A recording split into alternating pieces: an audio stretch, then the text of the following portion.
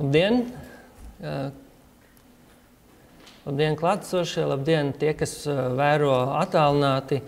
Esam jūs uzaicinājuši uz Nordic Outlook prezentāciju. Tas ir SEB grupas ekonomistu kopdarbs, kurā mēs apskatām pasaules ekonomikas tendences, gan arī ieskatāmies, kas notiek Baltijas ekonomikās. Prezentācija būs divās daļās. Pirmajā daļā mēs apskatīsimies, kādas ir tendences pasaules ekonomikā, otrajā daļā, kā mēs redzam, attīstās situācija Latvijas un arī pārējās Baltijas ekonomikās. Pašu apskatu var atrast SEB mājaslapā pie ekonomikas analītiskās informācijas. Un sākotnēji, jūs redzēt prezentācijas slaidu, tas varbūt tāds vizuāls kopsavilkums, respektīvi jauni eksperimenti pasaules ekonomikā, jeb diskusijas par to, politiskie riski, kas šobrīd mūsu vērtējumā ir krietni nozīmīgāk nekā ekonomikas riski. Tā skaitā, ja skatāmies, kas notiek ASV, gan arī Eiropā.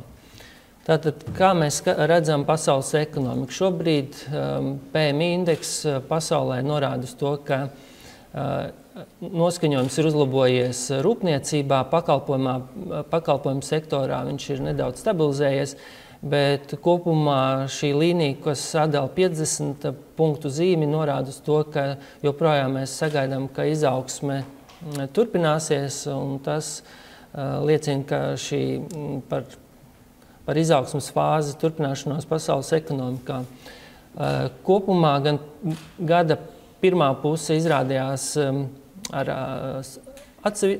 tādiem atšķirīgiem rezultātiem, jo īpaši, ja mēs skatāmies, kas bija vērojams ASV ekonomikā, tā skaitā Japānā. Situācija strauji augošā ekonomikās arī stabilizējās, īpaši, ja mēs skatāmies Ķīnu.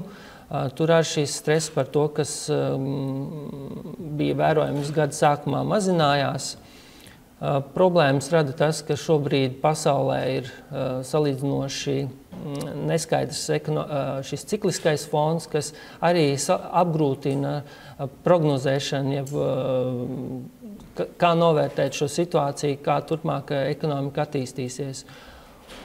Un joprojām centrālās bankas ir galvenie spēlētāji, kas stiprina izaugsmes nosacījumus un stimulē pasaules ekonomikas izaugsmi. Un mūsu uzskatā Brexit riski ir pietiekami nozīmīgi, tomēr viņu prognozējās, ka varētu būt vadāmi bez kādiem īpašiem tādiem riskiem, kas liktu ļoti būtiski pārskatīt Eiropas Savienības, Eirozonas un arī tā skaitā apvienotās karalistes ekonomikas prognozes. Šajā kontekstā mēs, runājot par tendencēm pasaules ekonomikā, mēs jau ilgstoši pieminam to, ka centrālās bankas īsteno stimulējošo politiku. Mēs redzam, ka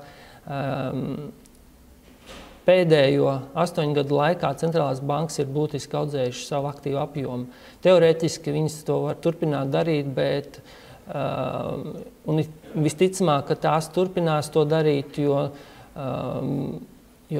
ekonomiskā izaugsme un inflācija saglabājās salīdzinoši zema, līdz ar to ir nepieciešamība pēc stimuliem saglabājas ļoti augsta.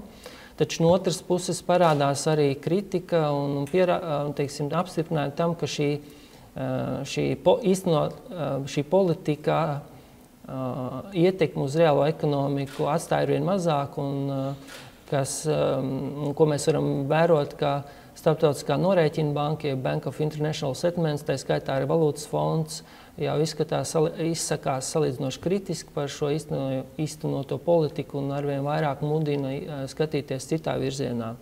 Protams, tiek runāts par to, ka būtu jāskatās fiskālās politikas virzienā, un visticamāk, ka tas tiks darīts, bet šobrīd parādās arī diskusijās arvien biežāk šāds koncepts par helikopteru naudu.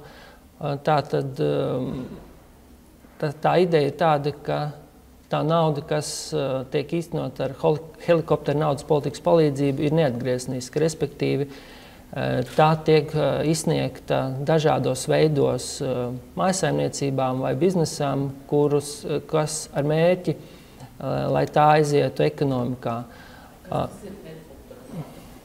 Helikoptera nauda, tā būtu nauda, ko izsniegtu valdība, caur, teiksim, noguldot mājsaimniecībām bankas kontos noteikti naudas apjomu vai piešķirot kādus nodokļu atlaides vai izsniedzot čekus vai ieguldot infrastruktūras projektos resursus, kas tieši aizietu ekonomikas stimulēšanai.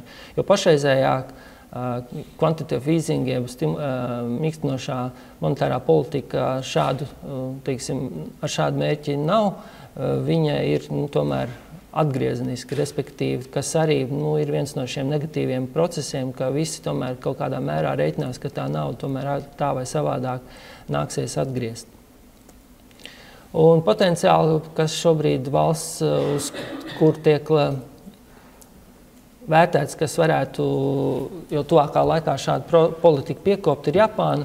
Un primārie šie te argumenti ir jau tā augstais valsts parāda līmenis, kas ir 240% no IKP, ņemot vērā to, ka tur ir ļoti straujas negatīvas demografiskās tendences, gan arī to, ka pat labam īstenojumā abenomika, jeb šī īstenojumā ekonomiskā politika arī netiek īsti galā ar tās uzstādītiem mērķiem, gan arī tāpēc, ka Japānas centrālā banka jau šobrīd viņas īpašumā aptuveni 30% no valsts parāda varētu šādu politiku īstenot.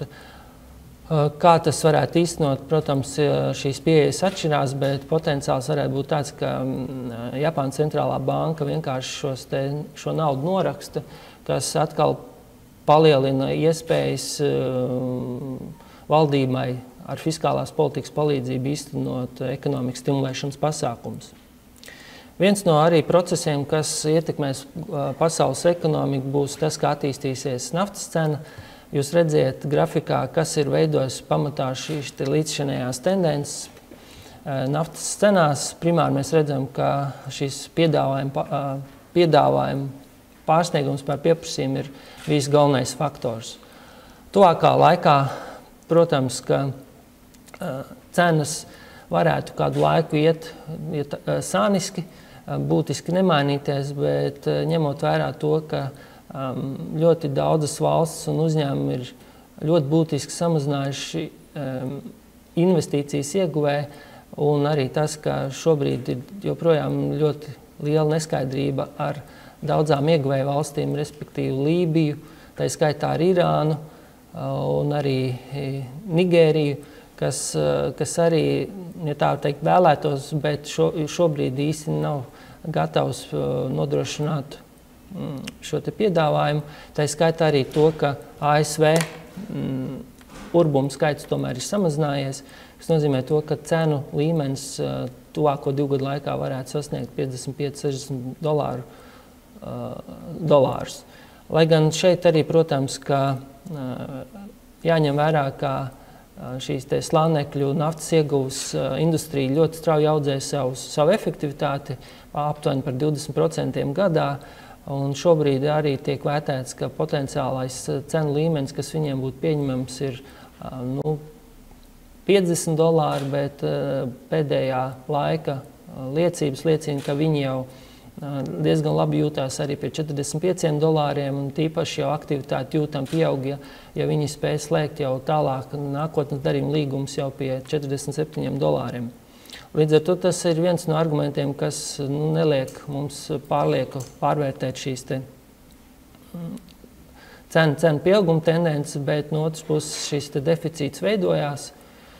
Protams, arī, ka situācija tuvajos austrumos var diezgan būtiski un strauji mainīties, kas nozīmē to, ka nevaram izslēgt arī, ka cena atkal atslīd pie 30, varbūt arī zem $30 par barelu.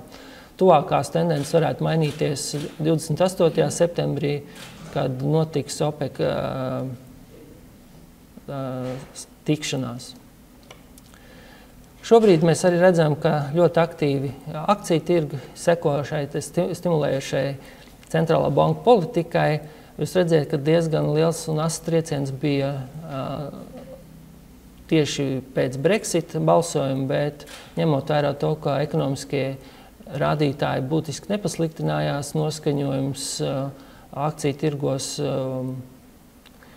uzlabojās un turpina uzlaboties. Un, protams, viens no arī argumentiem bija tāds, ka tika sagaidīts, ka centrālās bankas turpinās savu stimulējošo politiku, un kas arī liks, būs labvēlīgs turpmākam akciju tirgu kāpumam. Šeit mēs arī runājam par BRIK valstīm, jeb strauji augošām ekonomikām. Es gribu pievērst šīs prognožu tendences, kas norāda, ka straujāks izaugsmu mēs sagaidām Indijā, kas varētu būt viens no šādiem tādiem Āzijas jaunajiem izaugsmas līderiem. Tikmēr mēs redzam jau pat labāk, un šī tendence turpināsies, ka Ķīnas ekonomika izaugsmē samazināsies lēnām. Bet šajā kontekstā mēs redzam, ka īpatsvars, ko ieņem strauji augošās ekonomikas, tie jau aptuveni vairāk kā pusi pasaules ekonomikas veido tieši strauji augošo ekonomiku īpatsvars, jeb tas, kas notiek šajās ekonomikās. Un tādēļ, ja mēs skatāmies tā primāri, kas tad būs, tad šajā valstu grupā būs noteikts, kā attīstīsies izēvielu cenu dinamika, kas notiks Ķīnā, gan arī politiskā nenoteiktība. Un šajā kontekstā, protams, primārais, kas interesē arī mūs, ir Krievija. Prognozes kopumā nākamam gadam un aiznākamam gadam sola ļoti minimālu pieaugumu, bet jāņem vērā, ka tur šī situācija ļoti trausla, ir nepieciešamas struktūrālās reformas, kuru trūkums ir viens no tādiem nosacījumiem, kas arī noteiks nākotnes perspektīvas Krievijas ekonomikai, bet tas, ko var lasīt presē, ir redzams, ka vairāki ekonomiskie grupējumi ir sagatavojuši savu skatījumu par to, kā būtu šīs reformas veicams, taču pagaidām izskatās, ka prezidents Putins vēl nav īsti izlēmis, kādā virzienā to veikt, kādā virzienā iet, respektīvi kādu virzienu ieņemt, kas nozīmē, ka šī nenoteiktība, kas saistās ar Krievijas ekonomiku, atstās arī ietekmi uz mums. Runājot par Ķīnu, šobrīd mēs runājam par to, ka Ķīnas valdība ir noteikusi līmeni 6,5 līdz 7% līdz 20. gadam, bet, lai sasniegtu šādu mērķu, protams, ir nepieciešama papildus stimuli, jo mēs redzam, ka viens no riskiem ir šie strauji augošie kredīti, un ir īpaši tas, kas nesaistās banku sektorā, ir ēnu kreditēšana, kur šie riski veidojās ļoti nopietni Ķīnas ekonomikai. Tādēļ tuvākā laikā šī stratēģija varētu turpināties, ka reālās algas turpinās pieaugt, jo mēs redzam, ka nodarbinātība arī Ķīnā turpina pieaugt salīdzinoši veiksmīgi. Turpinās arī šī pārbalansēšanās process, kas mazina investīciju ietekmi, bet veicina šo pakalpojumu sektoru attīstību. Bet, protams, pie vājajām vietām mums jāmin šie jaudu pārpalikumi, kas skar arī tā skaitā šo tērauda rūpniecību, kas tika apspriests arī nesen G20 sanāksmē, kur Rietumvalsts norādīja Ķīnai uz šiem milzīgajiem jaudu pārpalikumiem, kā būtu nepieciešams straujāk mazināt, uz ko Ķīna diezgan, ja tā teikt, izlikās to nedzirdam, kas nozīmē arī to, ka tāda situācija šajā sektorā īpaši neuzlabosies, kas nozīmē to, ka arī tās perspektīvas, kas varētu interesēt mūs, kas saistās Liepājas metalurgu, ir ļoti tādas neskaidras un ļoti sarežģītas.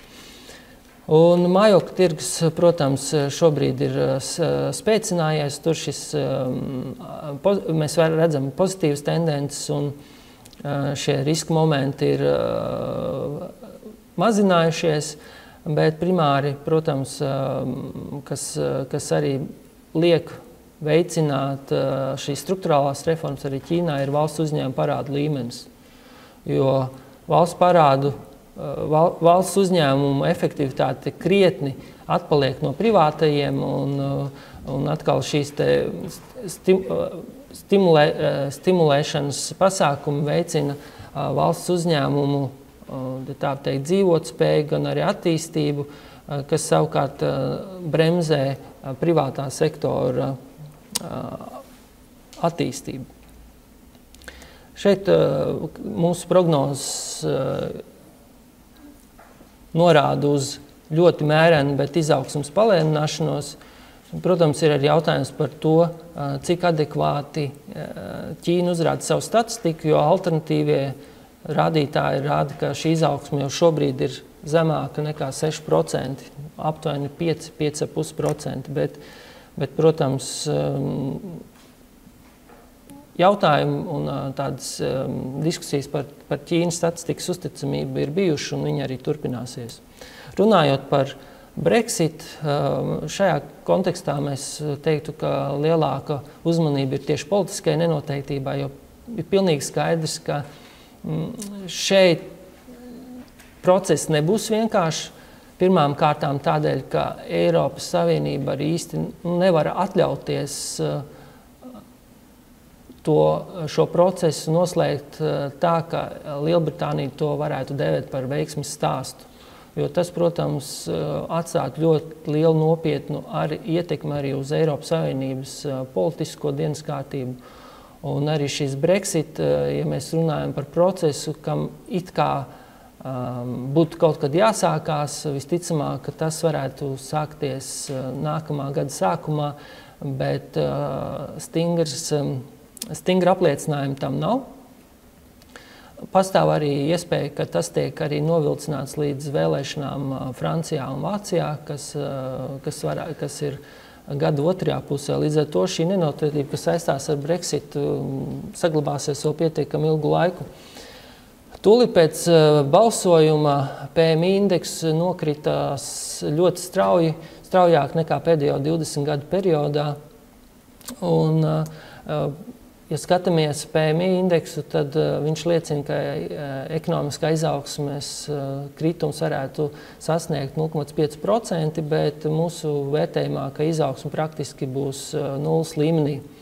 Kas nozīmē to, ka jebkurā gadījumā, pat ja šis process, mēs šobrīd varam teikt, pat īsti nav sācies, ietekme uz ekonomiku ir.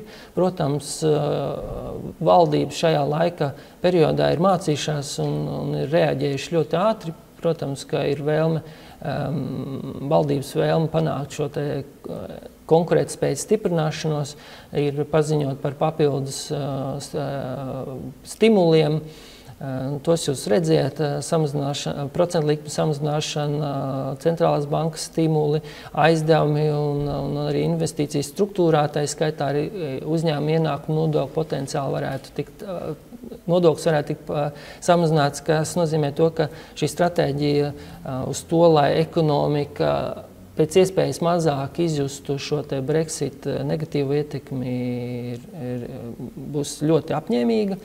Šobrīd mēs redzam, ka ir stratēģija noturēt uzņēmumus, jo ir vairāk uzņēmumu, kas jau plāno un jau tā kā domā pamest. Un, protams, šajā kontekstā viņi arī skatās, kā piesaistīt jaunus.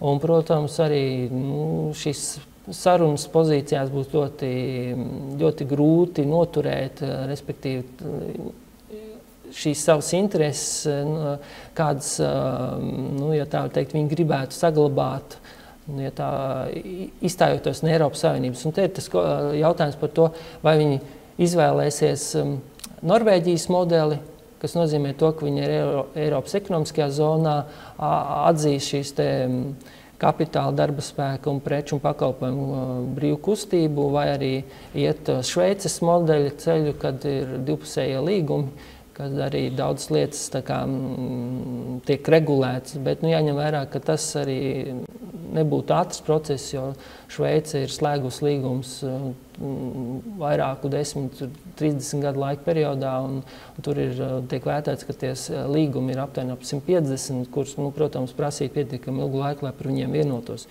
Protams, arī pastāv trešais modelis, kad varētu darboties Pasaules tirdzniecības organizācijas nosacījumu ietvaros, bet skaidrs, ka tas vispirms jau arī ir nepieciešams pašā Lielbritānijā vienoties par to, kādu pozīciju un kādu ceļu viņi vēlas iet. Protams, jebkuras diskusijas raisīs arī svārstību arī ekonomikā. Un šeit kontekstā arī to, ka neskatoties uz to, ka mazumtirdzniecība šobrīd uzrāda pozitīvu pieaugumu un atsevišķi sektori, ja tā var teikt, ir izbrīnīti par kādu Brexit ietekmi. Būvniecības sektorā pazīmes rāda, ka tur varētu samazināties aktivitāte par 10%. Vai tā būs vai nē, protams, lielā mērā izrietēs no šiem te stimulējošiem pasākumiem, bet ir skaidrs, ka liela ietekme būs tam, kā attīstīsies nekustamā īpašuma tirgus, un šeit mēs, ja paskatāmies, kādas ir tendences, tad vienā portālā, kur apkopot 6000 īpašumi, aptuveni 1000 īpašumiem jau ir samazināts cenas, ka zinām efekts ir. Un šeit jūs redzēt mūsu skatījumu prognozes par to, kā attīstīsies Lielbritānijas ekonomika tuvāko gadu laikā, un apakšā jūs redzēt tās prognozes, kādas bija mājā, vēl pirms Brexit, kas nozīmē to, ka šī Brexit ieteikuma lielos vilcienos arī iekļaujās tajos iepriekšējos vērtējumos, kad ekonomika aptuveni, šī cena būs aptuveni 2% no IKP. Ja mēs runājam par eirozonu, protams, ka šī situācija ir salīdzinoši tāda stagnatīva, stabila, pozitīvās tendences mēs vērojam kapitāla tēriņos, aktivitāte un interese par kapitāla tēriņiem pieaug. Problēmas ir tajā, ka banku sektors joprojām turpina cīnīties ar sliktiem kredītiem, gan arī tajā, ka kopumā investīcija aktivitāte, jeb apjoms ir aptuveni 10% zemāks nekā tas bija pirms krīzes. Nodarbinātība pieaug lēni, bet pieauguma pozitīvi balsta arī patēriņu. Tas ir viens no primāriem pozitīviem tādiem ekonomikas balstītājiem.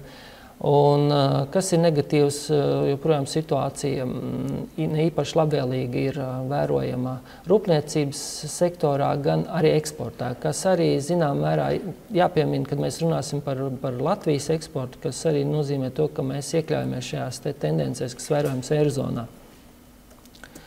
Šeit jūs redzēt prognozes, ka tāda ļoti mērena, es pat teiktu, niecīga izaugsmes aktivizēšanās ir sagaidāma gan Francijā, gan Itālijā, bet viņi ļoti minimāli. Un šeit Vācijas izaugsme būs aptuveni eirozonas vidējās izaugsmes līmenī. Un, protams, ka šeit mēs runājam par politiku, kā es minēju, ka nākamgad šīs vēlēšanas, kas jau šobrīd turpina, jau sāk diktēt šos notikumus Eiropā. Un šeit ir runa arī par tādu savu veidu izšķiršanos, jo Francija vēlās ciešāku eirozonas integrāciju, savukārt Vācija to tā kā vēlas neiet šajā virzienā, bet saglabāt šo Eiropas Savienības formātu, kas arī norāda, ka tāda izšķiršanās ir vēl priekšā. Un es gribētu teikt, ka kas ir viens no tādiem būtiskiem faktoriem, ka Lielbritānijas izstāšanās ļoti sarežģījis neirozonas valstīm savu interešu aizstāvību, jo šīs balsošanas mehānisms veidots tā, ka mazākums var pie noteikta apjoma var bloķēt vairākuma iniciatīvas, bet izstājoties Lielbritānijai, šīs mehānisms vairs nedarbojās, kas nozīmē to, ka tās valstis, kas nebūs eirozonā, tām ir diezgan liels tādas politiskas dabas izšķiršanās priekšā, jo praktiski ekonomisko politiku turpmāk noteiks eirozonu. Līdz ar to es domāju, ka tā ieviešanās arī turpināsies. Neskatoties uz to, ka mēs šobrīd jau redzam, ka Eiropas Savienība jau veidojās vairākos blokos, Višegradas bloks, Ziemeļu valstu bloks, Dienvidu valstu bloks, kad jau šobrīd veidojās interešu grupiņas, kas, protams, jūs redzat ar apakšā šīs te populistiskās tendences Eiropā nenāk par labu pašreizējām izaicinājumiem, tā skaitā tas, ko mēs redzam saistībā ar bēgļu krīzi. Ja mēs runājam par ASV, tad tur šī situācija pirmajā pusgadā bija neapmierinoša, ļoti vāja. Gada otrajā pusē izaugsmē mēs sagaidām pozitīvāku. Mūsu ISM indikators norāda, ka šī izaugsme varētu būt vidējā ap 2,5%. Bet, te, ja skatās arī citus vērtējumus, tad ir indikātori, kas norāda stagnāciju. Tā skaitā Atlantas Feds, viņu modelis rāda, ka šie izaugsmē bija jābūt 3,5%. Pirms dažām dienām viņi samazinājusi 3%. Tur situācija, tīpaši otrajā ceturksnī, ļoti izteikti turpinājās spēcīgs mājsaimniecību patēriņš, arī ļoti laba situācija mājokļu tirgu. It īpaši otrreizējā tirgu, pirmreizējais jaunuzcelto mājokļu tirdzniecību tur tik raikti nesoks, jo tā problēma kaut kādā mērā varētu teikt, ka mums ir līdzīga, ir tādēļ, ka tur jaunuzceltie mājokļi ir par 30% dārgāki nekā otrreizējie, kas savā ziņā atkal samazina pircēju interesi, kas savukārt atkal samazina aktivitāti mājokļu būvniecībā. Savukārt jūs redzat, labajā pusē ASV finanšu nosacījumi kopš janvāra ir diezgan būtiski uzlabojušies, respektīvi šie nosacījumi, ja mēs tā pārvērstu naudas izteiksmē, ir aptuveni 150 bāzes punkti vērtībā, respektīvi tā kā procentu likmes samazinājums par 150 bāzes punktiem, kas nozīmē to, ka šie nosacījumi arī izaugsmē ir ASV pietiekami labi. Kaut viens no tādiem sarežģītākiem procesiem, kas saistās ar ASV ekonomiku, ir tas, ka jau šobrīd bezdarbs ir salīdzinoši zems. 18. gada beigās viņš varētu sarukt vēl līdz 4%. Mēs redzam, ka jaunradītās darba vietas ir ļoti aktīvas, un pat neskatoties uz to, ka šobrīd, ja tā var teikt, tas ir tur nedaudz viņš samazinājās, bet joprojām tas ir aptuveni 2 tik vairāk nekā būtu nepieciešams, lai noturētu esošo bezdarba līmeni.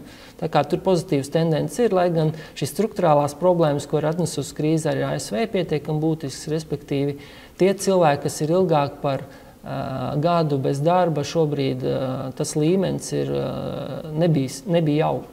nebijis augsts, ja, ļoti rekordaugstā līmenī. Un te pašā laikā, pamazām arī darba samaksa pieaug, kaut, protams, šis bezdarba līmenis arī tiek uzdot jautājums, kāpēc šis darba samaksas pieaugums joprojām ir tik lēns. Un šeit arī vērojams tendence, ka darba devēji tomēr skatās, kā optimizēt un mēģina pieņemt darbā, tā var teikt, cilvēks ar zemākām prasībām. Protams, šeit saistībā ir arī viens, kas apgrūtina šo prognozēšanu, ja perspektīvu noteikšana ir grūti nosakāms cikliskums. Tas sākās 80. gados līdz ar finanšu deregulācijas procesiem, gan saistībā ar globalizāciju, bet kopumā šeit, ja mēs skatāmies Eirozonu, šīs izlaides starpības samazinās, un mēs atrodamies, ja skatāmies vēsturē tajā procesa vietā, kur būtu vēsturiski jāsākās pieaugošai investīciju aktivitātei. Te pašā laikā mēs skatāmies uz produktivitātes pieaugums buksē praktiski vairumā valstu, tā skaitā arī Latvijā. Līdz ar to es domāju, ka mums izrauties no kopējās tendences būtu ļoti sarežģīti, tīpaši pie mūsu investīcijām izpētē un attīstībā.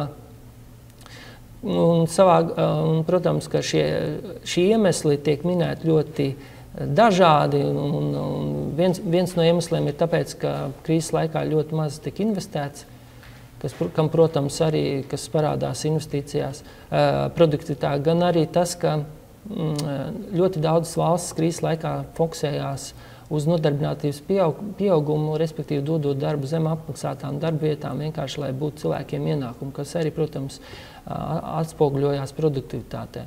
Un tā skaitā arī tas, ka šobrīd trūkst, tā teikt, iepriekšējie tehnoloģiskie izrāvieni savu ietekmi ir izsmēluši, un šobrīd tā kā būtu nepieciešams jauns izrāviens, lai šī produktivitāte turpinātu augt straujāk. Ja? Un šobrīd mēs redzam arī, ka produktivitātes rādītājs kā tāds bieži vien visas lietas nespēja uztvert. Tā ir skaitā, ka, piemēram, daudzi pakalpojumi, ko snieguši mums digitalizācija, gan arī tehnoloģiska attīstība, šobrīd ir bez maksas. Piemēram, Google. Google ir ļoti, jebkuras lietas jums nav nekur jāiet, nekas jāmeklē, jebkuras jautājumus jūs varat atrisināt. Ja. 90. gados, lai teiksim, atrast atbildes kaut kādu sarežģītāku jautājumus, bija jāiegulda, krietni lielākas pūles, ja, kaut vai iegādājoties Britānikas enciklopēdiju, kas maksāja vairākus tūkstošus, ja, un izdodot šo te enciklopēdiju uzņēmums nopelnīja 600 miljonus. Un, ja mēs skatāmies šodien tādas lietas, kā Britānika biznesa ir beidzies, ja, bet jūs tās lietas varat iegūt momentā un tūlīt, lai gan jūsu produktivitāte, protams, ir augstāka, bet tas, protams, to ir ļoti grūti izmērīt un to šie rādītāji īsti neatspoguļo. Lai gan, protams, šī starpības starp šo te iepriekšējo vēsturi parāda, ka šis potenciāls ir, kas varētu būt noteiktā laikā, būt ļoti labs iemesls straujākai izaugsmai.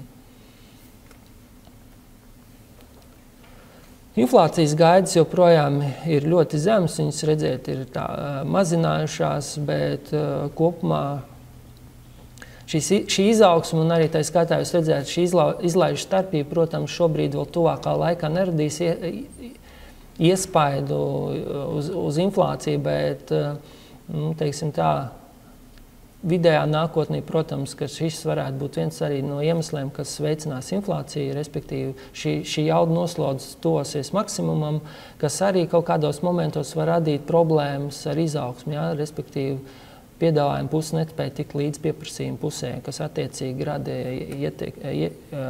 iespaidu uz inflāciju.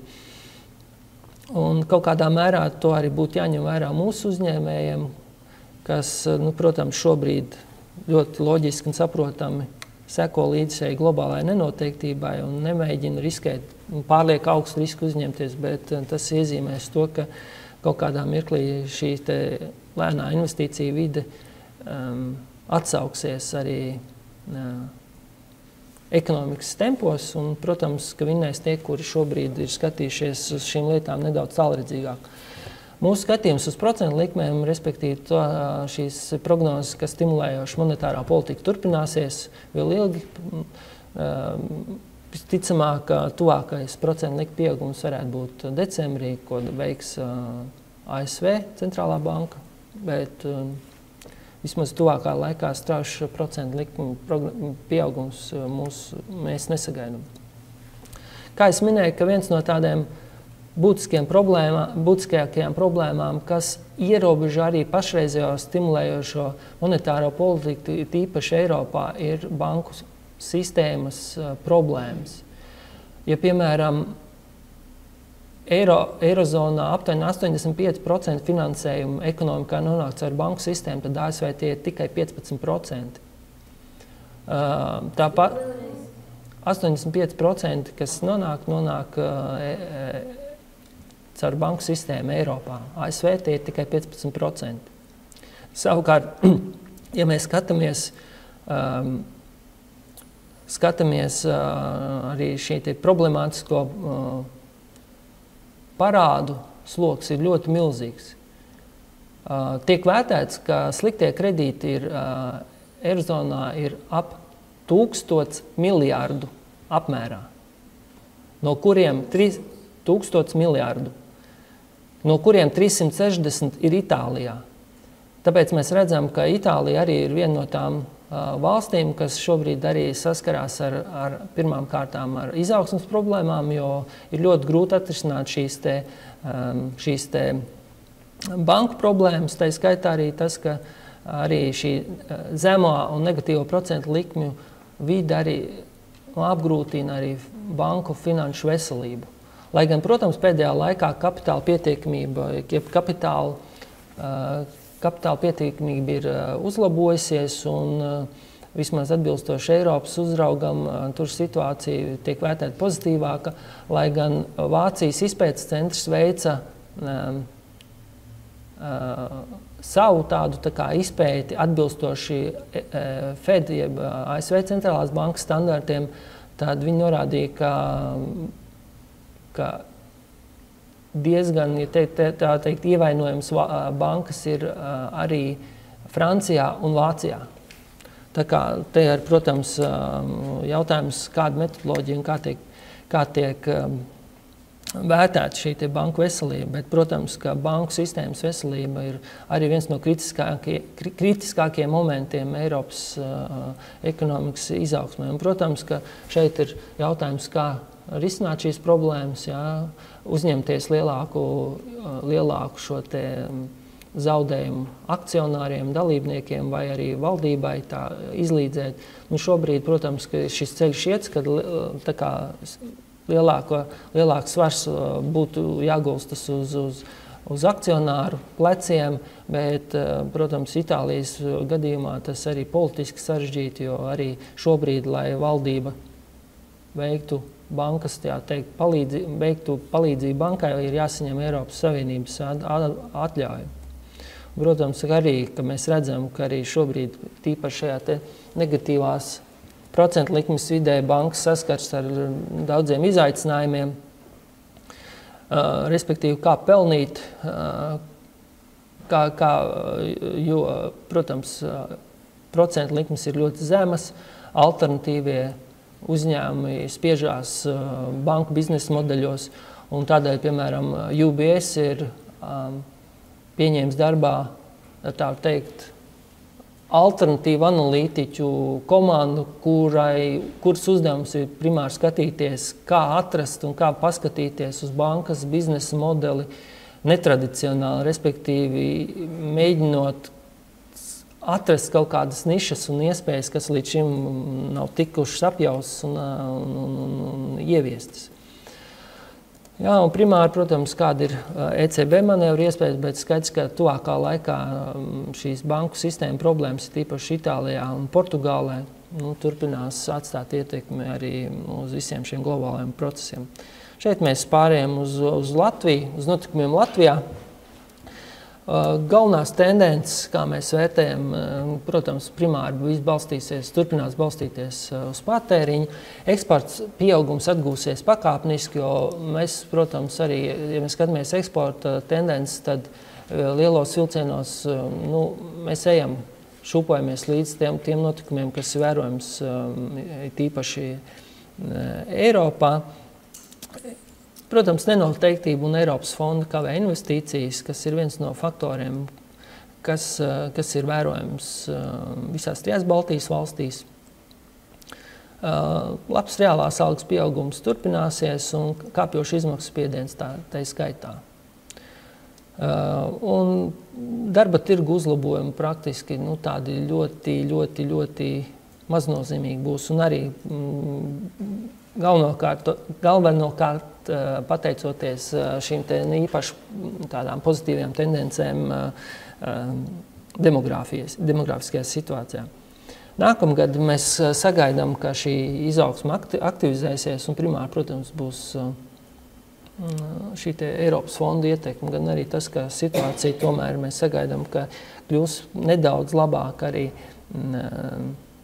Eirozonā, no kā mēs tomēr esam ļoti cieši saistīti. Un, protams, šeit ir jāņem vērā arī, ka jāatcerās par tiem milzīgiem riskiem, kurus iezīmē. Pirmais pusgads arī Latvijā nebija īpaši labvēlīgs. Ja skatāmies, kā vērtē savu izaugsmu gan Igaunijas, gan Lietuvas kolēģis, viņi arī sagaida, ka otrajā gada pusē būs nedaudz pozitīvākas tendences. Līdz ar to mēs joprojām sagaidām, ka šis pieaugums būs virs 2% šogad. Nākamgad tur neredz nekādu tādu lielu šķēršļus, lai mēs sasniegtu arī 3,5%. Kaut, protams, pašreizējos apstākļos mums liekas ļoti daudz, bet ja mēs paskatāmies to vēsturisko fonu, protams, ka tas nekas strauji nav, bet, protams, ka te ir arī liela loma būs tam, kāda būs stimuli, kāds būs noskaņojums ekonomikā. Ja mēs runājam par Baltijas valstīm, tad šī gada izaugsmu samazinājām ne tikai mēs, bet samazināja arī abas pārējās Baltijas valstis. Nākamgad viņi sagaida pozitīvāku ietekmi, un arī, protams, liela ietekme tiek sagaidīta no šiem labākiem eksporta rādītājiem. Tā skaitā arī Eiropas finansējumu viņi redz kā vienu no tādiem nozīmīgiem faktoriem.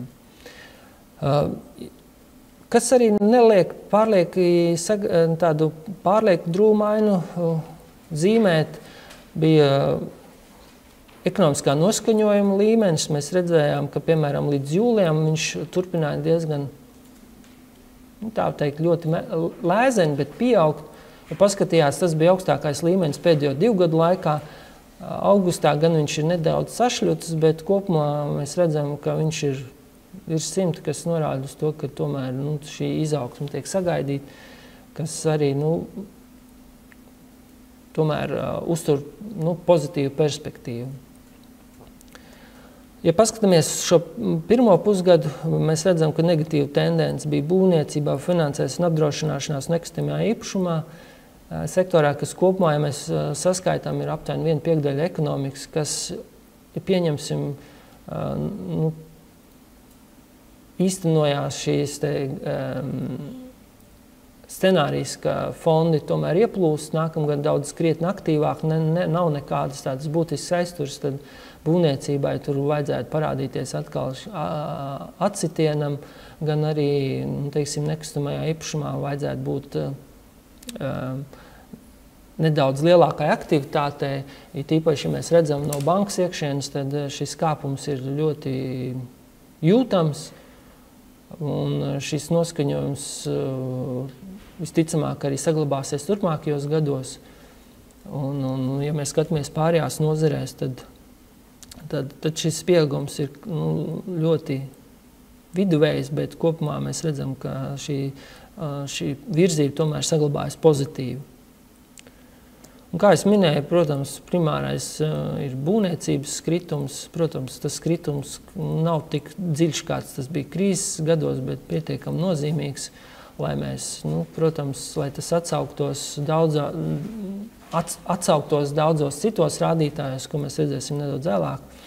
Bet vismaz, kas liek uzdot par to jautājumu par to, kāpēc mēs sagaidām tik lielu likmi uz šiem fondiem, to mēs varam paļauties uz Finanšu ministriju, kas sagaida, ka mēs redzam, ka nākamgad šim finansējumam jābūt augstākam nekā mēs redzam, kas ir šogad, kad mēs esam fāzē, kad noslēdzas iepriekšējā finansējuma perioda apgūšana, bet jaunais finansējums vēl īsti neienāk, kas rada tādu zināmu iekritienu.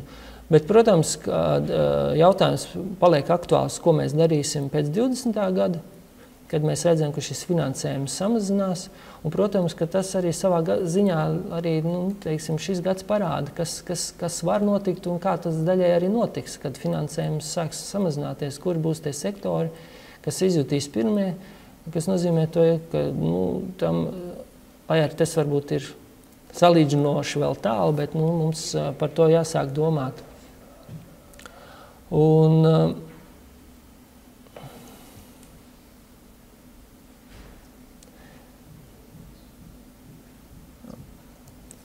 īpaši pozitīvas tendences ir tranzītā, un tur mēs redzam, ka pirmajā pusgadā samazinājums ir 24% naftas produktiem un oglēm aptuveni 27%.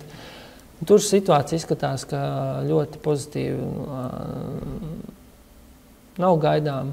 neskatoties to, ka ir šīs vēlmes un sagaidīt Ķīnas tranzītu, bet tam visticamāk līdz tam varētu būt, ja arī tas īstenosies pakāpeniski un ilgākā laika periodā. Tā skaitā arī kravu grozījums pa dzelzceļu, viņš ir nokrities. Šobrīd mēs redzam, ka pēdējos mēnešos viņš šis kritums ir stabilizējies, tas ir gada izteiksmē, bet mēnešu izteiksmē viņš plus mīnus stabils. Un, protams, ka tas arī lielās vilcienos ietekmē to, kāds ir pieprasījums un kāds Eiropā, jo mēs jau primāri apkalpojam šos tranzītu plūsmas. Par šo te nedaudz no citu skatpunktu mēs redzam, ka, protams, šis mājsaimniecību patēriņš ir bijis pēdējos gados diezgan stabils ar tādu nelielu vidēju izaugsmi. Un visticamāk, ka tas turpināsies, jo tam ir visi apstākļi. Investīcijas, jūs redzat, ļoti strauji krīt, kas arī šis negatīvais faktors, un primāri jau, protams, ir šie fondu iztrūkums, kas arī atspoguļojās ar būvniecības un investīciju aktivitāti. Un, protams, arī, ka preču un pakalpojumu eksports, tur situācija būs ļoti svārstīga.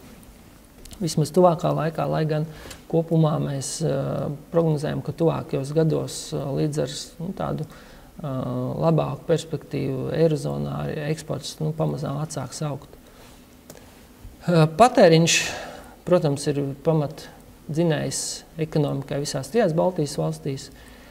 Tur varbūt pēdējā laikā, pēdējos gados ir nedaudz straujāk Lietuvā, tur šis noskaņojums ir augstāks, jūtams mājsaimniecībām. Tur mēs redzam ar krietni aktīvāku nekustamā īpašuma tirgu. Latvijā tas arī savā ziņā ir viszemākajā līmenī no visām trijām Baltijas valstīm, kas arī lielos vilcienos atspoguļos ar mājsaimniecību patēriņā. Šeit es runāju par eksporta perspektīvām. Jūs redzēt, ka mums un arī tik runā, sabiedrībā runā par 7 mēnešos eksporta apjomi ir kritušies, jā, aina nav pozitīva, jo šeit redzēt eksporta veikums un valsts, un tas grafiks ir sarindots pēc eksporta apjomiem, pēc eksporta tirgus nozīme. Mēs redzam, ka pirmās 10 valstis, kur mēs eksportējam, aizņem aptuveni 74% eksporta. Tās primārās valstis, kā mēs redzam Ķīna. Ķīna šobrīd ir 18. nozīmīgākā eksporta valsts. Un, protams, un arī šogad šis kritums eksporta apjomos ir uzrādās. Līdz ar to, protams, kā audzēt uz Ķīnu eksportu šīs te iniciatīvas turpināsies, un visticamāk arī apjoms mēs audzēsim, bet tik primārās tendences noteiks tendences, kas ir šajos te 10 nozīmīgākajos tirgos. Šeit es gribētu teikt, ka ļoti aktīvi un veiksmīgi darbojās lietuvieši. Viņiem ASV tirgus jau ir kļūst par 5. nozīmīgāko eksporta tirgu. Mums ASV tirgus ir 15. Ja, joprojām viņš nav starp tiem top 10. Bet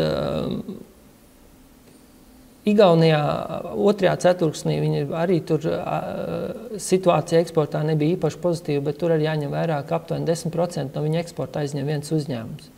Un jāsaka, ka tas lielā mērā arī svārsta viņa eksporta apjomus, bet ja izņem šo efektu, tad viņiem arī šī situācija nav ļoti pozitīva. Tikmēr, protams, mēs joprojām redzam, ka Krievija ir 4. nozīmīgākais eksporta tirgus, bet tur mēs redzam, ka viņš turpina samazināties. Ja mēs skatāmies dažu gadu vēsturi, tad Krievijas eksporta tirgu nozīme bija aptuveni 11%, šobrīd viņi nokritusies līdz 7%. Visticamāk, ka tuvākajā laikā viņš turpinās samazināties un piedzīvos visticamāk ļoti strauju atlēcienu tad, kad attiecības ar rietumiem uzlabosies. Es domāju, tas būs viens no tādiem augošākiem tirgiem, bet tuvākajā laikā tas saglabā ļoti augstu riska līmeni. Pirmkārt, tāpēc, ka tur pirktspēja iedzīvotāji turpina samazināties. Gan arī šīs te neskaidrības, kas saistās arī ar šīm te sankcijām, ir joprojām ļoti augstā līmenī. Par preču grupām. Mēs redzam, ka lielākais eksporta apjoms, ko mēs eksportējam, ir koks un koku izstrādājumi. arī šīs tendences, kas saistās, kā es minēju par valstu griezumā, līdz ar to šie 3%, kas saistās arī to, ka eksporta tirgus uz Krieviju turpina samazināties, to, ka eksporta apjomi kritās arī Eirozonā, respektīvi bija sarežģījumi ar eksportu, tad es teiktu, ka mēs arī ierakstamies kopējās tendencēs, kas arī ņemot vērā to, ka mums eksportā ir ļoti liels reeksporta īpatsvars, kopumā šis 3% kritums nav vērtējums kā tāds ļoti ārkārtēji negatīvs apjoms. Un šeit ir otrais apmērs, mēs redzam elektroierīces un elektroiekārtas eksports, kas ir 640 miljoni un uzrāda aptuveni 19% kritumu. Un to es minēju arī pērnā gadā, kad šī preču grupa uzrādīja ļoti strauju pieaugumu, ka visticamāk kaut kādā laika periodā šī preču grupa varētu samazināties. Un te, protams, ļoti saistās ar to, ka šī preču grupa tiek saistīta, vismaz pērn tika saistīta ar PVN karuseļu schēmām Polijā, kur ievies reverso PVN, kad mēs piedzīvājam ļoti strauju pieaugumu, it kā šo preču, teiksim, tādu apgrozījumu mūsu ekonomikā. Un man liekas, ka šis kritums saistās arī to, ka mēs ieviesām līdzīgas pasākumus, kas arī varētu ietekmēt to, ka šīs preču apgrozījumi arī atspoguļojas. Līdz ar to kopumā,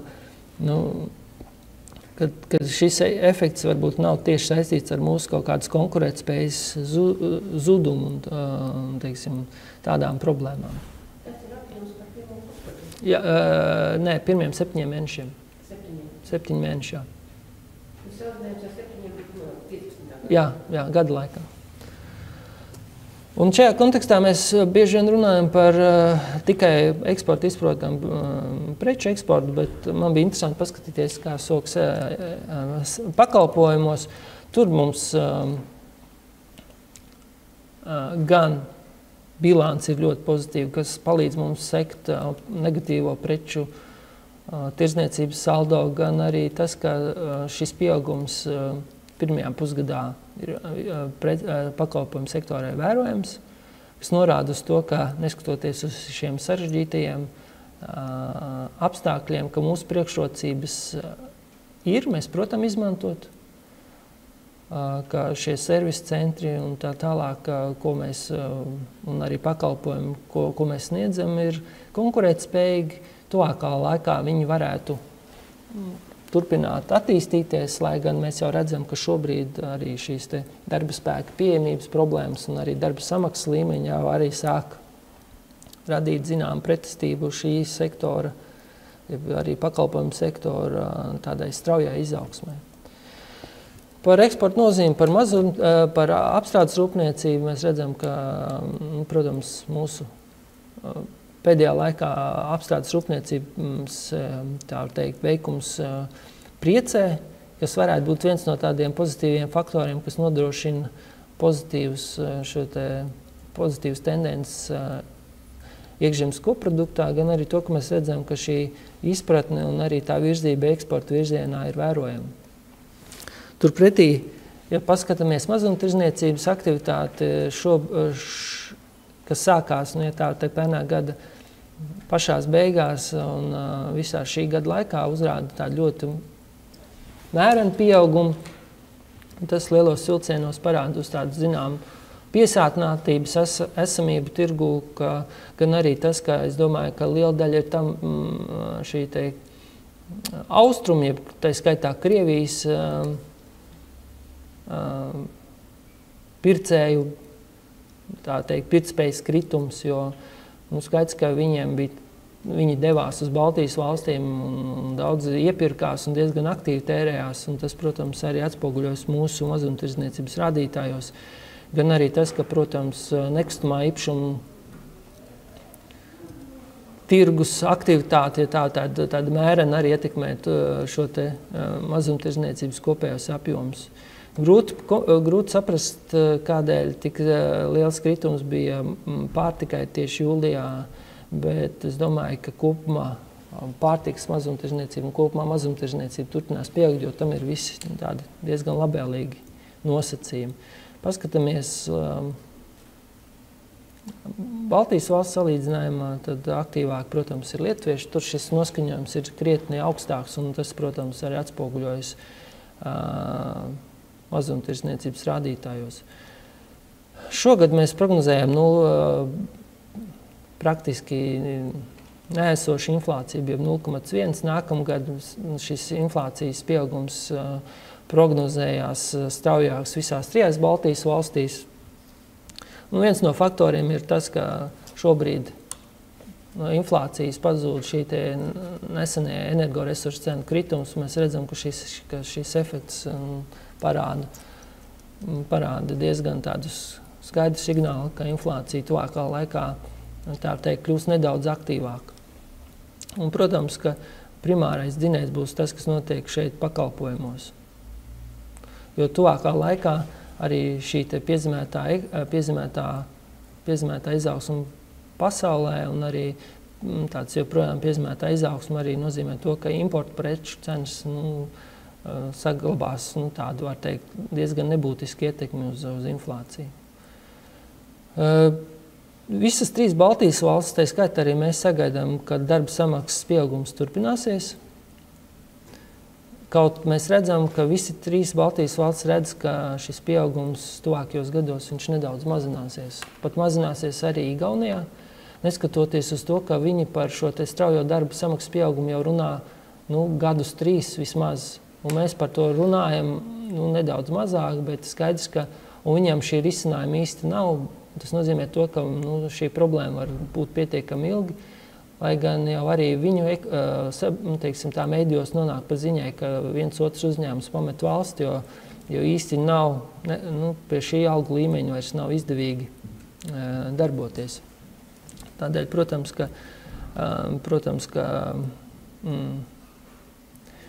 tas būs viens no aktuālākiem jautājumiem pārskatāmā nākotnē, jo darbinieki vēlēsies lielākas algas, spiediens būs ļoti augsts, un darba tirgus vienkārši spiedīs cenas celt, kaut mēs redzam, ka jau vairākus ceturkšņus praktiski Igaunijas uzņēmēja algas paaugstina uz savu investīciju un peļņas rēķinu, ko ekonomisti saka, ka tas kaut kādā laika periodā nesīs negatīvu ietekmi arī uz viņu konkurētspēju. Protams, arī, kā minēja, ka turpināsies labs reālo algu pieaugums, kas arī viens no tādiem argumentiem tam, lai mēs sagaidītu, ka patēriņš turpinās pieaugt, jo iedzīvotājiem tomēr naudas kļūs vairāk. Protams, ka šis piezīmētais nākotnes vērtējums arī neskatoties to, ka šobrīd banku depozītos īsti nopelnīt nevar, nenozīmē to, ka iedzīvotāji steidz visu naudu iztērēt. Mēs redzam, ka noguldījuma apjoms turpina pieaugt un ka, protams, ka līdz ko mainīsies noskaņojums ekonomikā, sabiedrībā, tad arī šī nauda būs aktīvāka tēriņos. Lai gan šeit, ja skatāmies tādā globālākā mērogā, tiek izteikti viedokļi, un es kaut kādā mērā piekrītu, ka šī krīze, kas bija vērojama nesen, viņa ir atstājusi tik fundamentāli ietekmi uz kopējo noskaņojumu un vispār uz ekonomisko procesu vērtējumu, ka tas ļoti būtiski ietekmē vispār tādu sabiedrības uzvedības modeli, kas, ja tā var teikt, iemiesosies vēl ilgus gadus, kas arī tā kā jāņem vērā, ka neskatoties to, ka mēs it kā vēlamies un skatāmies pēc rādītājiem atgriezties pirmskrīzes līmenī, šī krīzes ietekme viņa sabiedrībā uzņēmējos būs vēl ļoti ilgi. Ja mēs paskatāmies par valsts finansēm, valsts finanšu situācija uzlabojās. Ja mēs paskatāmies Eirozonu, tad, ja piemēram 10. gadā budžeta deficīta vidējais līmenis bija pārsniedz 6%, šobrīd viņš ir 2,1%. Pirmo reizi 2015. gadā valsts parāda līmenis saruka, bet joprojām, protams, viņš ir ļoti augsts. Un tas arī viens no argumentiem, kādēļ mēs liekam meklēt šos, vismaz diskutēt par alternatīvām, kā stimulēt ekonomiku, jo šis parāda augstais līmenis arī ierobežo šīs te manevru iespējas. Un kas viens arī ir no argumentiem, kādēļ politiķi skatās šajā virzienā, ir tāpēc, kas apstiprina to, ir, ka, piemēram, šie te parādu līmeņi, ko mēs redzam Francijā, Spānijā, Itālijā, joprojām nav atbilstoši tam, ko vēlētos redzēt Eiropas komisija, bet mēs redzam, ka arī īsti viņus nesoda, kas arī norāda uz to, ka šobrīd varbūt tas tvēriens uz fiskālo konsolidāciju ir atslābis un tiek meklēt veidi, kā šo naudu virzīt investīcijās, attīstībā. Un mēs redzam un visticamāk redzēsim arī Eiropas iniciatīvas infrastruktūras attīstībai. Bezdarba līmenis praktiski mēs sagaidām tuvākā laikā, viņš mazināsies ļoti lēni. Kas ir interesanti, jūs redzēt, ka Igaunija prognozē bezdarba līmeņa pieaugumu. Un viens no faktoriem ir tāds, ka viņiem ir aptuveni 100 000 cilvēku, kuri ir priekšlaicīgi pensionējušies dažādas invaliditātes dēļ. Un viņus tagad, viņiem veikt reformu, ka viņus ciešāk uzskatīs, uzraudzīs tā kā valsts nodarbinātības aģentūra un respektīvi viņiem meklēs iespējas darba tirgu. Tas nozīmē to, ka viņus mēģinās padarīt par aktīviem darba tirgus dalībniekiem. Igaunijas centrālā banka prognozē, ka tas varētu radīt ietekmi uz bezdarbu pat līdz 9%, bet mūsu skatījumā tas nedaudz pārspīlēt, bet skaidrs, ka šie veidi un meklējumi, kā paaugstināt, palielināt šo te darbinieku bāzi, ir arī mums priekšā. Un tas notiek arī Igaunijā, un mēs redzam, ka to dara arī daudziet citur. Varbūt šobrīd, tāpēc, ka mums vēl joprojām daudz, kur bezdarbs vēl ir, un atsevišķi mēs vēl tam neesam gatavi, bet es domāju, ka tas ir jautājums par to, arī tā skaitā par izdienas pensijām, vēl kaut kur tas ir vēl priekšā. Bet valstis jau ir, kas to dara. Jā, un mēs redzam, ka šis bezdarba līmenis, viņš samazinās, nodarbinātības līmenis ir tuvu, viņš gan nav sasniedzis pirmskrīzes līmeni, bet viņš tam pietuvojies. Bezdarba līmenis, mēs redzam arī šo nodarbinātības apjomu, ka iztrūkst aptuveni 200 000 darbinieku šīs krīzes gados ir valsts pamatuši vai arī vienkārši pamatuši darba tirgu kļuvuši ekonomiski neaktīvi.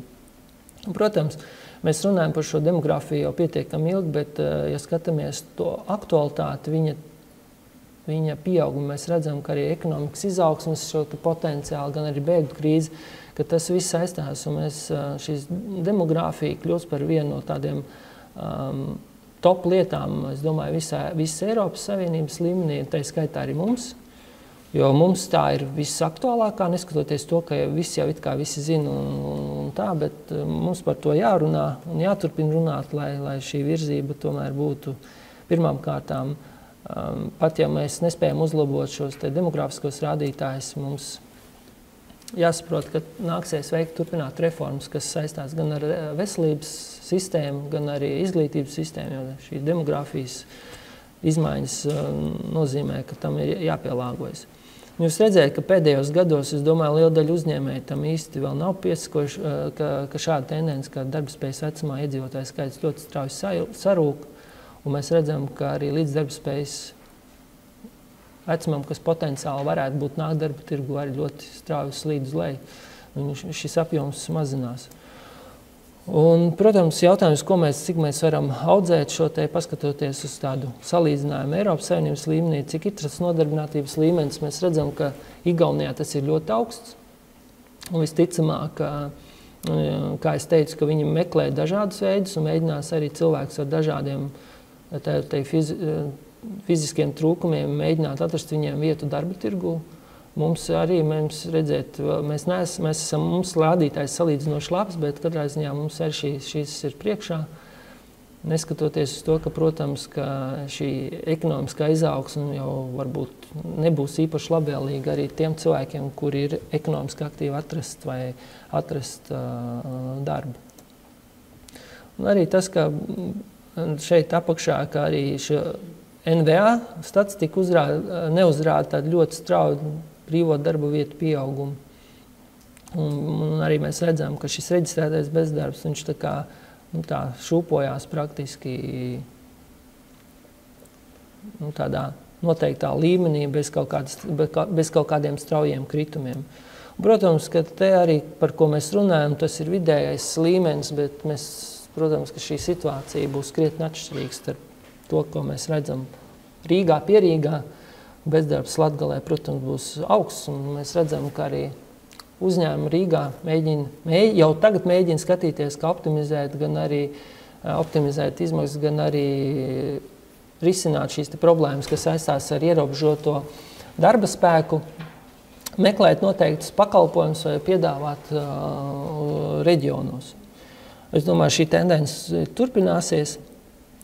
Varbūt cik plaša tā būs, ir grūti teikt, bet katrā ziņā skaidrs, ka arī diezgan šis darba spēka potenciāls joprojām pieejams Latgalē, bet, protams, te arī runa par atbilstošajām kvalifikācijām un zināšanu līmeni, kas, ja skatās, ka šī zināšana un kvalifikācijas līmeņa problēmas ir visās trijās Baltijas valstīs.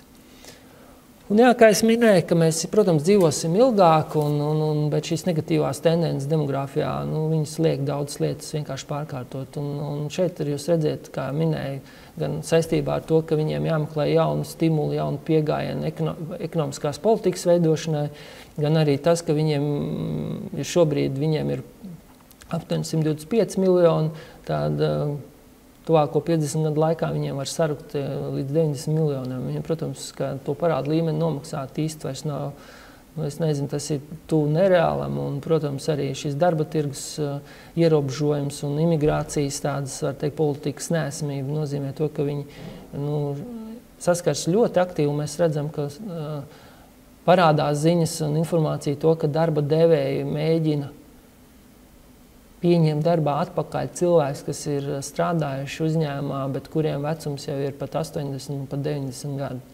Protams, jautājums, ko viņi spēj darīt, bet noteiktās lietās, noteiktu funkciju vai noteiktu kaut kādu darbu laiku, kas nozīmē to, ka vienkārši situācijas spiež tam pielāgoties. Un šeit mēs redzam, ka mums ir ne tikai negatīvs pieaugums, jeb kritums, kas saistās ar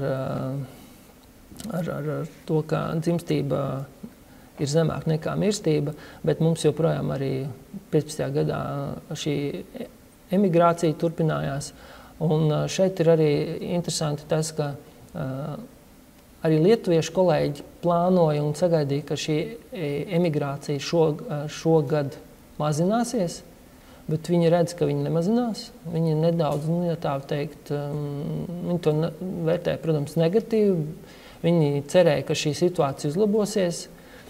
Turpretim Igauņi redz, ka viņiem šī migrācija sākusi pavērsties pretējā virzienā, kļūst pozitīva. Kas daļai varētu izdarīt tādus pieņēmumus, ka tas algu līmenis un tā vide, kas ir Igaunijā, to sasniedzot, mēs varētu sagaidīt, ka arī mūsu emigrācija, ja tā teikt, varētu apstāties. Bet, protams, ka sasniegt Igaunijas līmeni mums, tas nav 1 vai 2 vai pat 3 gadu jautājums. Kas nozīmē, tā ir tāda indikācija, tā ir spekulācija, protams, bet tas, ka joprojām Latvija un Lietuva ļoti izteikti cīnās ar šo te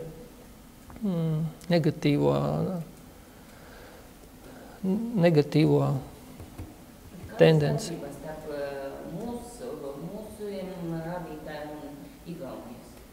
Viņiem ir augstākas algas, primāri. Es domāju, viens no nosacījumiem, kāpēc cilvēki dodās, ir augstāki ienākumi. Protams, tur, kur ir augstāki ienākumi, mēs redzam, ka iedzīvotāju skaits sāk stabilizēties Rīgas reģionā, Pierīgā. Savukārt, tur, kur šī situācija joprojām pietiekami nelabvēlīga, tur mēs redzam, ka iedzīvotāju skaits turpina samazināties.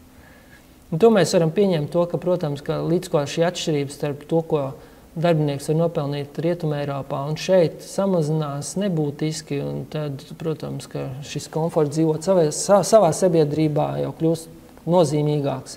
Es pieļauju, ka Igaunijā tur šī starpība jau ir tuvu tai, ko varētu pieņemt, ka šī pozitīvā imigrācija varētu liecināt.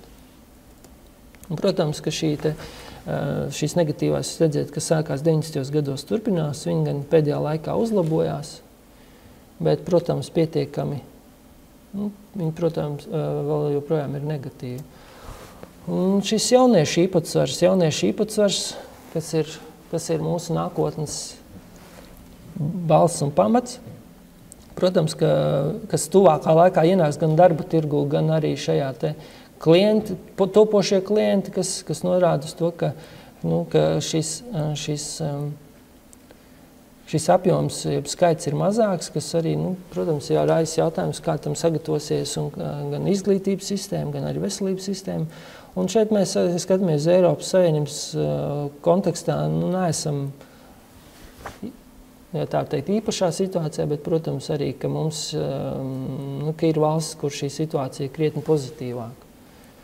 Jo ir skaidrs, ka tā ir tā lieta, kur ir jāveic, jo, ja paskatāmies, kāds ir Eiropas Savienības prognozes, tad aptuveni 60-70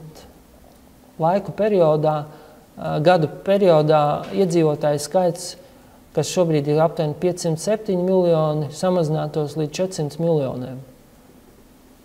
Savukārt, prognozes saka, ka skaits visticamāk pieaugs nedaudz par dažiem 10 miljoniem, un galvenokārt kāpēc? Tāpēc, ka vairāk būs iebraucēji, jeb imigrācija.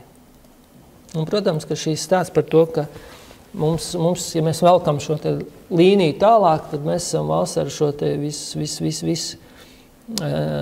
visaugstāko veco cilvēku īpatsvaru. Tāpēc arī bankas mēģina runāt ar cilvēkiem un sabiedrību par nepieciešamību uzkrāt šo te savu kapitālu vecumdienām, jo šī te sistēma, kas tika balstīta uz to, ka esošie darba tirgu maksā tiem, kas ir pensijā šobrīd, praktiski neatgriezeniski zaudēja savu jēgu. Un šeit ir arī vienkārši, kā mēs paskatāmies pasaulē, mums, protams, nav viss tik negatīvi, mēs redzam, ka šī dzimstība nedaudz pieaug, bet, praktiski sabiedrībai vajadzīgs šis koeficients, lai skaits nemazinātos vismaz 2, nedaudz pāri. Un mēs redzam, ka rietumvalsts praktiski fokusējās, nostājušās uz šo te negatīvo demogrāfijas tendenci, kas nozīmē to, ka šī konkurence par jauniem cilvēkiem, par jauniem prātiem saglabāsies. Un tas viss arī ved atpakaļ uz to, par ko mēs runājam, par izaugsmi, par potenciālo izaugsmi, gan arī par sociālo, ekonomisko stabilitāti, tā skaitā arī par produktivitāti un algu līmeni. Tad kopsavalkot, kā mēs varam teikt, ka nepārliecināša izaugsmes tāda pātrināšanās turpināsies, protams, ar stimulu palīdzību, kas rada pietiekami daudz augstus riskus. Populisma vilnas daudz kur, tīpaši ASV, rada ļoti jauns risks, jo, protams, ka tā ir arī grūti nosakām, kurā virzībā, teiksim, kur var virzīties, kas attiecīgi ietekmēs gan patēriņa aktivitāti, gan arī darba devēja tādu, teikt, skatījumu uz nākotni. Jā, un monetārās politikas instrumentu klāsts izsīks, un ko darīt tālāk, īstas vienprātības nav. Visticamāk, mēs redzēsim virzību fiskālās politikas virzienā, bet tur mēs arī, kā jūs redzējāt, šis potenciāls ir ļoti ierobežots. Protams, ka arī ir jābūt gataviem arī negatīviem pavērsieniem. Un kopumā par Baltiju mēs teiktu tā, ka izaugsme nedaudz pātrināsies, bet jau šīs demografiskās tendences un produktivitātes jautājumi ir ļoti aktuāli jautājumi visās 3 Baltijas valstīs, kuri būs jārisina un kurus mēs apiet nevarēsim. Un šeit jūs varat vienkārši redzēt tās mūsu prognozes, kopaini, tā kā nedaudz tuvākie 2 gadi solās būt pietiekami tādi pieticīgi gan ekonomiskai izaugsmē, gan arī kopumā citās jomās, gan darba samaksā, gan bezdarbā. Un šeit varbūt prognožu kopsavilkums.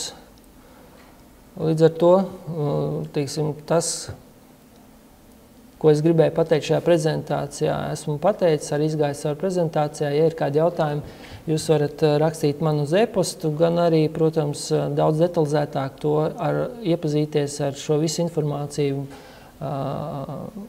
manis minētajā apskatā, kas atrodama mūsu mājaslapā seb.lv. Paldies!